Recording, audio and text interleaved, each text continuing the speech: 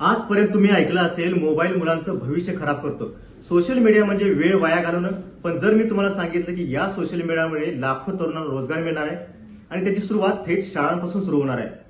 केंद्र सरकारनं देशाचा अर्थसंकल्प सादर केला आणि या अर्थसंकल्पात तरुणांसाठी एक मोठी क्रांतिकारी घोषणा केली.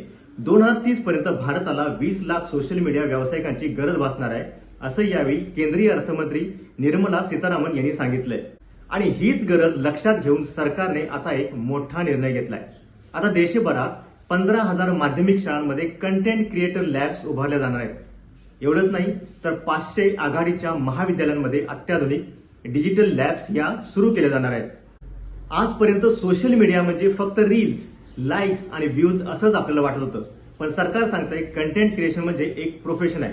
स्क्रिप्ट लिहिणं, video editing, graphic design, data analytics, digital marketing आणि अगदी कॉपीराईटचे कायदे सुद्धा.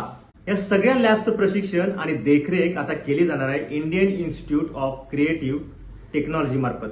म्हणजे विद्यार्थ्यांना शाळा कॉलेज पासूनच प्रोफेशनल पातळीचं डिजिटल ट्रेनिंग मिळणार आहे. याशिवाय सरकारनं गेमिंग इंडस्ट्रीलाही भविष्यातील रोजगाराचं केंद्र मानलंय.